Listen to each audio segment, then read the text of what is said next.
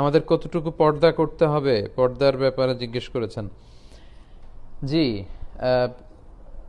নারীদের ব্যাপারে যেমনি আল্লাহ চোখকে নিম্নগামী করতে বলেছেন, পুরুষদেরকেও নিম্নগামী করতে বলেছেন, তবে নারীদের পর্দাটা বেশি।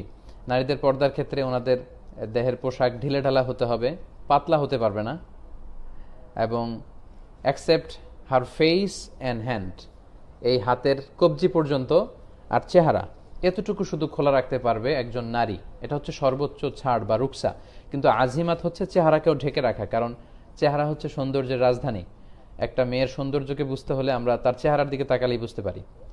ফলে চেহারাটা ঢেকে রাখাটাই হচ্ছে উত্তম, শুধু চোখ দুটো খোলা থাকবে।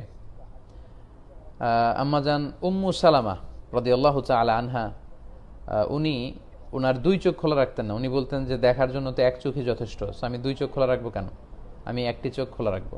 সো ওনাদের পর্দাগুলো ছিল এমন। আম্মাজান আয়েশা রাদিয়াল্লাহু তাআলা আনহা, খাদিজাতুল কুবরা তাহারা, ওনাদের জীবনে যখন আমরা পড়ি দেখা যায় যে ওনারা লম্বা কাপড় পরতেন। আল্লাহ রাসূল সাল্লাল্লাহু আলাইহি ওয়াসাল্লামকে জিজ্ঞেস করা হলো নিজ দিয়ে কতটুকু ঝুলাবে, আল্লাহ রাসূল সাল্লাল্লাহু আলাইহি ওয়াসাল্লাম বললেন 1 বিঘত। আম্মাজানরা বললেন তারপরেও যদি দেখা যায় নিজ দিয়ে, আল্লাহ রাসূল সাল্লাল্লাহু আলাইহি ওয়াসাল্লাম বললেন 1 হাত ঝুলিয়ে দিবে। সো নারীদের সম্মান যেহেতু বেশি, স্ট্যাটাস যেহেতু বেশি, ওনাদের পর্দাও বেশি।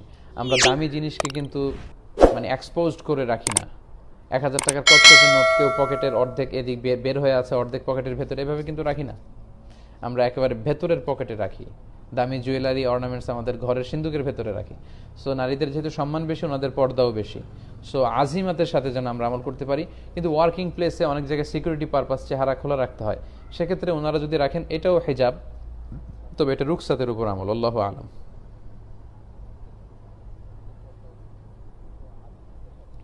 আমার পেজের ব্লু বেজ ভেরিফিকেশনের কথা, যে এটা আগাচ্ছে, ইনশাল্লাহ হয়ে যাবে, আপনারা দোয়া করবেন। তাবিজ ব্যবহার করে হুজুর আমাদের এলাকায়, আপনি কি বলবেন? না, তাবিজ ব্যবহার করা যাবে না। আল্লাহ রাসূল সাল্লাল্লাহু আলাইহি ওয়াসাল্লামের সুন্নাহ এবং সাহাবাদের সুন্নাহর মধ্যে এটা নেই। ওনাদের সুন্নাহ হচ্ছে রুকিয়া। আমরা আমাদের বিভিন্ন আলোচনায় বলেছি, অসুস্থ ব্যক্তিদেরকে সূরা ফাতিহা পড়ে আপনারা রুকিয়া করতে পারেন। জিন পরি যদি কারো গায়ে আশ্রয় করে, আসার করে, তাহলে আপনারা সূরাতুল ফালাক, সূরাতুন নাস পড়ে আপনারা গায়ে ফু দিতে পারেন, আয়াতুল কুরসি পড়ে ফু দিতে পারেন।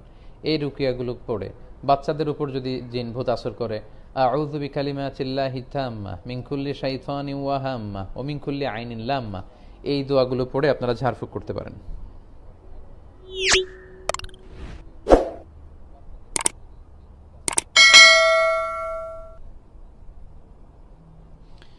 ফরজ সালাতে সিজদারত অবস্থায় আল্লাহর কাছে বাংলায় দোয়া করা যাবে? সিজদায় বাংলায় দোয়া করতে আমি অনুৎসাহিত করি, কারণ সালাতটা এমন ইবাদত লা ইয়াসলুহু ফিহি কালামুন নাস, মানুষের নিজস্ব কথাবার্তা এগুলো সালাতে বৈধ নয়। ফলে ফরজ সালাতে তো আসলে লম্বা সিজদায় দোয়া করার সুযোগ নেই, কারণ ইমামকে অনুসরণ করতে হয়। এবং আল্লাহ রাসূল সাল্লাল্লাহু আলাইহি ওয়াসাল্লাম বলেছেন ইন্নামা জুইলাল ইমামু লিউতাম্মা বিহি, ইমামকে ইমাম বানানো হয়েছে এজন্য যে তাকে অনুসরণ করতে হয়। ফলে নফল এবং সুন্নাহ সালাতে যেন আপনারা লম্বা লম্বা দোয়া পড়েন, আমরা সেটা বলি। সেক্ষেত্রে কিছু কিছু স্কলাররা মতামত দিয়েছেন যে হ্যাঁ, বাংলায় বলা যাবে, বাট আমি উৎসাহিত করি সালাতের কোনো অংশেই বাংলায় কিছু উচ্চারণ না করা। সালাতের সেজদায় আপনি আরবি দোয়াগুলোই পড়বেন, এতে করে মাসনুন দোয়াগুলো শিখার, কোরআনের দোয়াগুলো, কোরআনিক যে দোয়া আছে এগুলো শিখার একটা আগ্রহ আমাদের মধ্যে জন্মাবে। আরেকটি বিষয় হচ্ছে সালাত ছাড়াও কিন্তু সেজদা দেওয়া যায়। তো সালাত ছাড়া সেজদায় পড়ে কিন্তু আমরা বাংলায় দোয়া করতে পারি। আমরা যেন আরবি দোয়াগুলো করি, যদিও কিছু কিছু স্কলার নফল এবং সুন্নাহ সালাতে বাংলায় দোয়া করাকে বৈধ বলেছেন।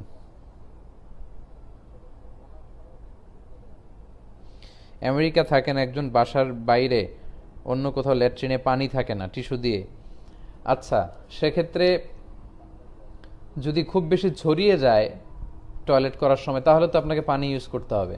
কিন্তু যদি না ছড়ায় তাহলে কিন্তু টিস্যু ইউজ করলেই হবে। আল্লাহ রাসূল সাল্লাল্লাহু আলাইহি ওয়াসাল্লাম কিন্তু শুধুমাত্র আমরা যেটা কুলুক বলি, ঢিলা কুলুক বা টিস্যু, বর্তমান সময়ে টিস্যু, এটা ইউজ করেও তিনি যথেষ্ট মনে করেছেন।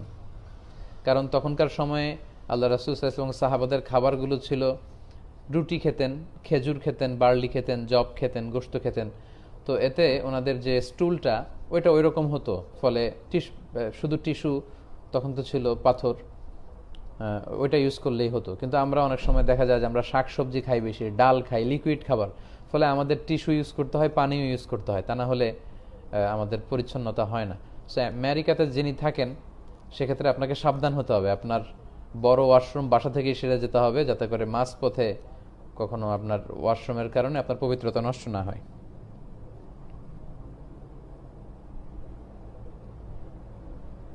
আমার স্বামী দাড়ি রাখে না, বললেও শোনে না, কি করতে পারি? আপনি দোয়া করতে পারেন এবং আপনার স্বামীকে উদ্বুদ্ধ করবেন যে তোমাকে দাড়ি রাখলে অনেক সুন্দর লাগবে। কারণ আমি বলি যে দাড়ি হচ্ছে পুরুষের সৌন্দর্যের একটা মাধ্যম।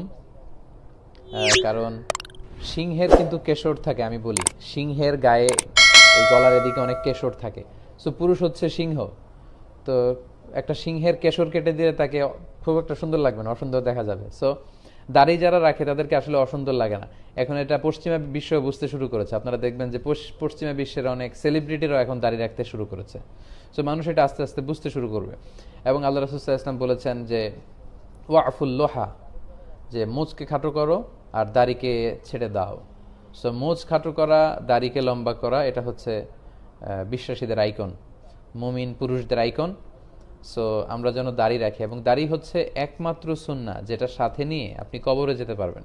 আপনি যখন কবরে যাবেন আপনার হাতের ঘড়ি খুলে রাখা হবে, আংটি পরা সুন্নাহ খুলে রাখা হবে, জুব্বা পরা সুন্নাহ খুলে রাখা হবে, সব টুপি খুলে রাখা হবে, রুমাল খুলে রাখা হবে, সব কিছু খুলে রাখা হবে, কিন্তু দাড়িটা কিন্তু আপনার সাথে যাবে। একমাত্র জীবন্ত সুন্নাহ যেটা নিয়ে আমরা কবরে যাব আমরা পুরুষরা। সো প্রিয় বোন, আপনি আপনার স্বামীর জন্য অন্তঃস্থল থেকে দোয়া করবেন, তাকে বুঝাবেন। আশা করি আপনার স্বামী দাড়ি রাখবে ইনশাআল্লাহ।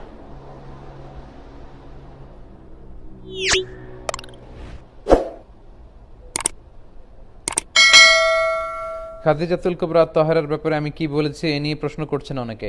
প্রিয় ভাইয়েরা, ইতিমধ্যে বিষয়টি আমি আপনাদের সাথে শেয়ার করেছি এবং যে শব্দগুলো বেমানান আমি এক্সপান্স করেছি, প্রত্যাহার করে নিয়েছি। আশা করি বুঝলে আপনি ক্লিয়ার হবেন।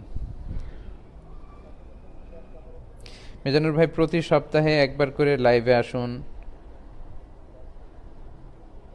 আচ্ছা, বিভিন্ন প্রশ্নের জবাব দিন।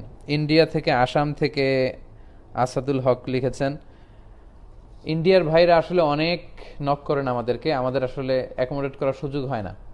ইন্ডিয়া থেকে যে পরিমাণে আমাদেরকে ইনভাইট করা হয়, বাংলাদেশের প্রোগ্রাম এক বছর বন্ধ করে দিয়ে যদি ইন্ডিয়াতে প্রোগ্রাম করি তাতেও করা যাবে, এত এত প্রোগ্রাম।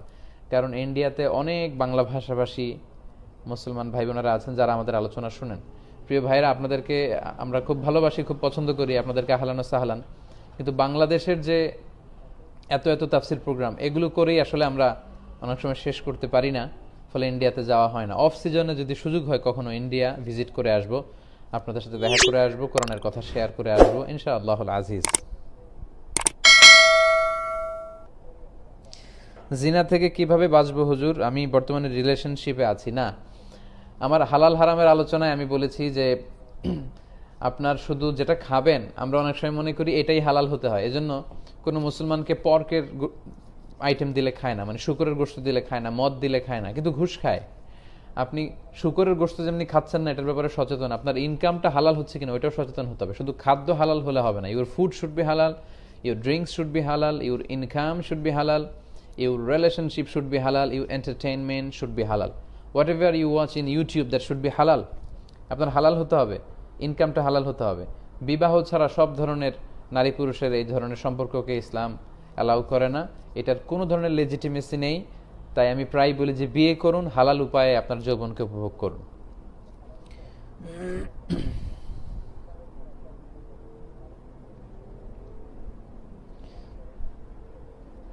হুজুর, আপনি ইংরেজিতে কথা বলেন বলে হাফিজুর রহমান কুয়াকাটা আপনার বিরুদ্ধে।